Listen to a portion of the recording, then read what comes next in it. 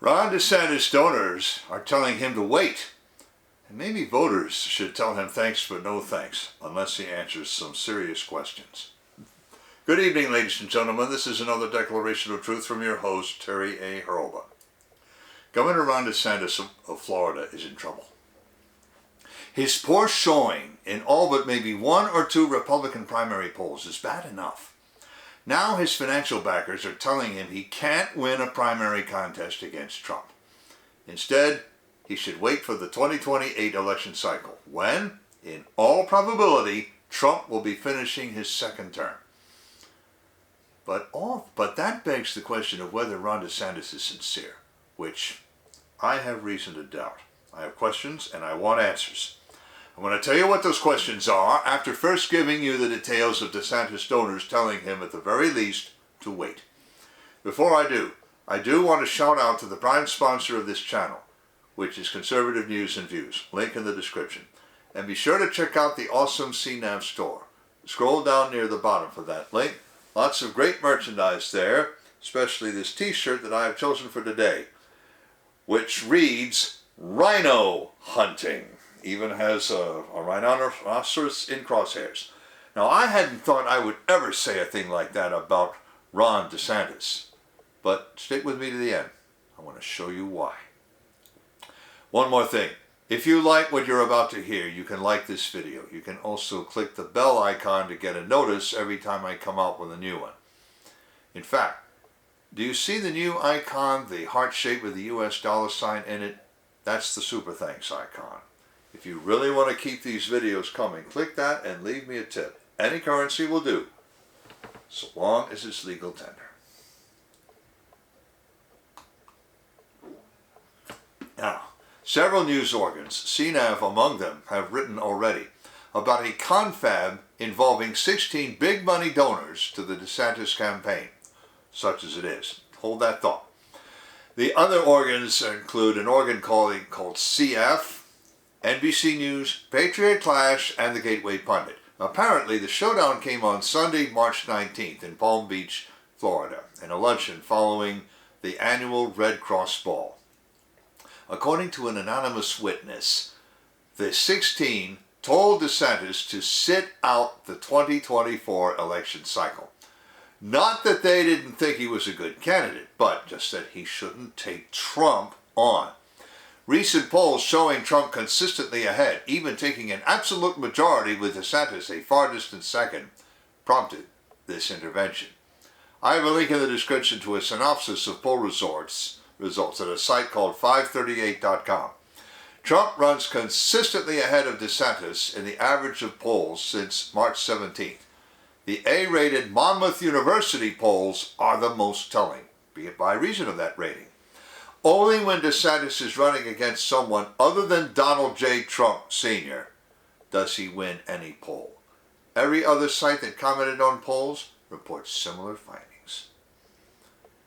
Now the Gateway Pundit's Jim Hoft suggests DeSantis ruined himself after this confab and after speculation broke out on Trump getting arrested. On March 9th, the New York Times first published a story suggesting that Trump might receive an invitation to testify before a Manhattan grand jury. The Times cited 4 Messrs. Piffwits as their sources. I quote from their article. The prosecutors offered Mr. Trump the chance to testify next week before the grand jury that has been hearing evidence in the potential case, the People said. Such offers almost always indicate an indictment is close. It would be unusual for District Attorney Alvin L. Bragg to notify a potential defendant without ultimately seeking charges against him, unquote the New York Times. I'm taking the time to mention this because I want to emphasize this formed the basis of Trump announcing that he expected New York's finest to arrest him on Tuesday, March 21st. DeSantis, for his part, stayed silent over that weekend, and at first I thought that was strange. Well, now I know. He was having lunch with those 16 donors.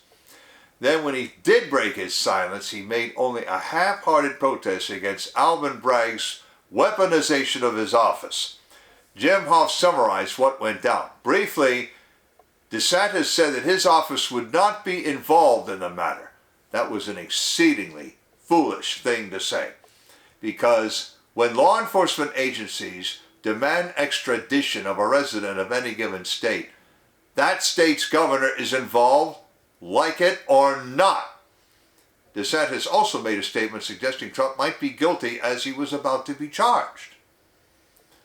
Of course, no such indictment is likely anymore.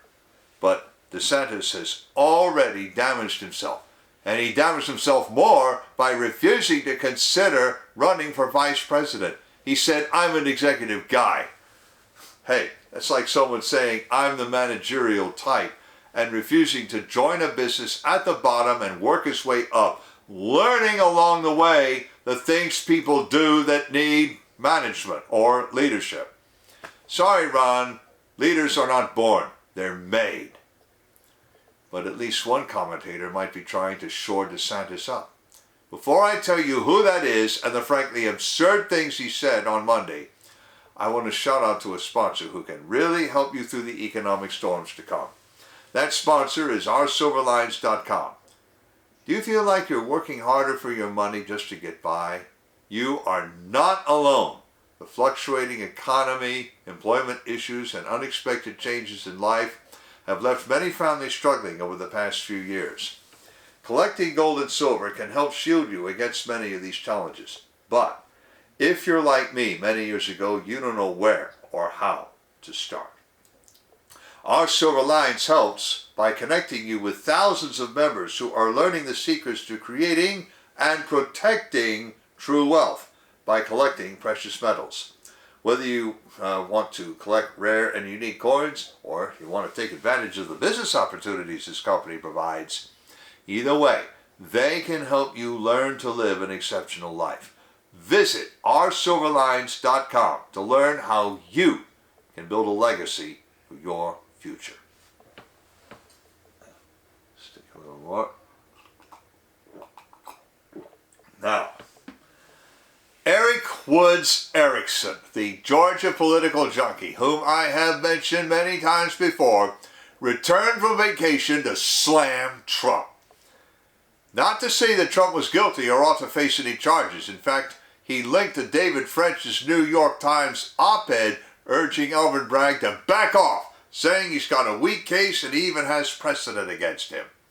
Rather, Erickson accuses Trump of making up out of the whole cloth the notion that any arrest could be imminent, and doing that just to raise money. Nothing happened, therefore nothing was ever going to happen, and Trump knew it. Excuse me, Mr. Erickson, but didn't you read the New York Times piece earlier this month suggesting that very thing? Did Donald Trump backstep into time to plant that story in the Times? But why should this surprise me?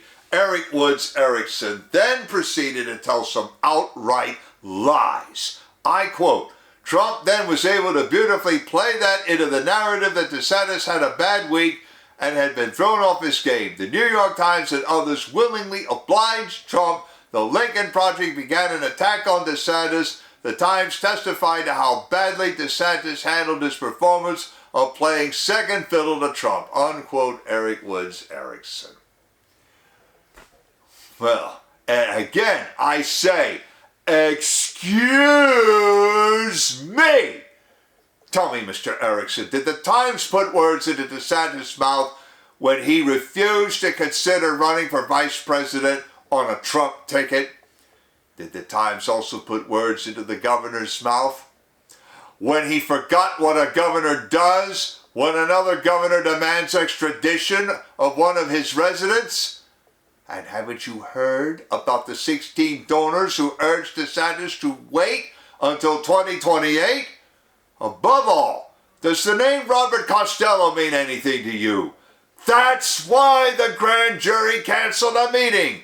But you tried to make it sound as though Trump knew perfectly well that the grand jury wasn't going to meet.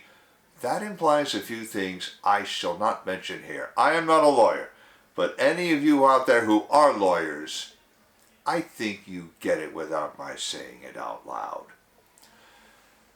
But DeSantis might have another reason not to run. He would be breaking the law if he did. Florida has a Resign to Run law, and I have a link to it in the description.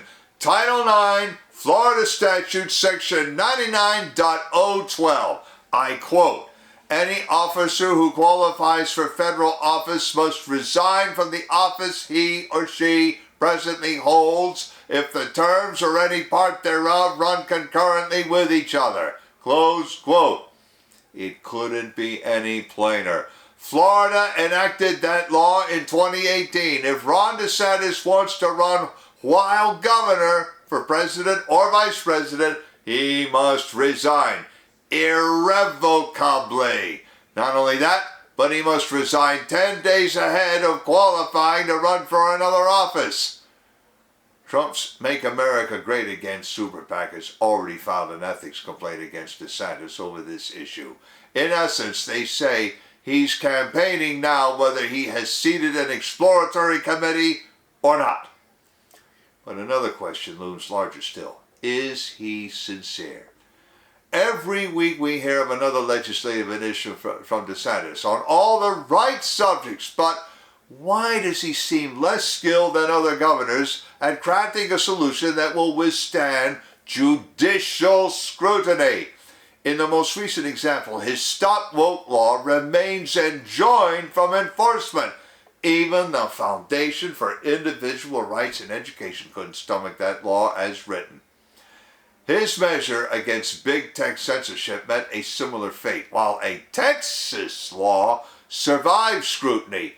Rhetoric is one thing, and results are another. These are only some of the questions that I had. Not only I, but the big donors and many other voters. Others include his recent foreign policy pronouncements. Yes, he really called Vladimir Putin an authoritarian gas station attendant with legacy nuclear weapons. A Twitter account called The Recount has video, and I have a link in the description to their tweet. As another user pointed out, DeSantis was no doubt echoing the late John McCain, who in 2015 called Russia a gas station masquerading as a country. But again, rhetoric is one thing, but official acts are another. Why did DeSantis take it upon himself to send the Florida National Guard to Ukraine? He did so in 2021. Laura Loomer tweeted about that on Monday, and I have a link in the description to her tweet as well.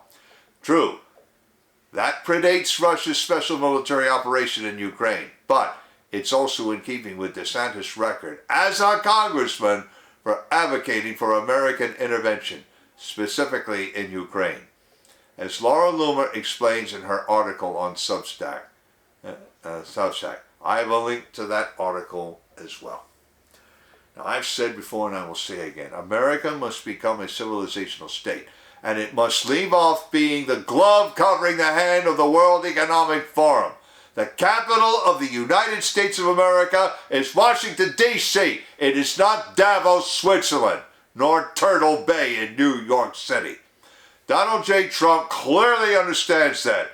And before I support Ron DeSantis, I need him to convince me that he understands it too.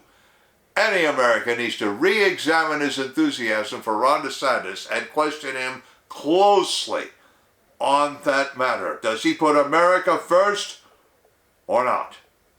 Links in the description to the article, to the synoptic polling summary showing that Ron DeSantis is not as strong as he likes to pretend, to Florida's Resign to Run law, to the tweet showing DeSantis calling Putin a gas station attendant with legacy nukes, to Laura Loomer talking about DeSantis' foreign policy ideas both on Twitter and on Substack, to my Declaration of Truth Twitter account, and to Conservative News and Views.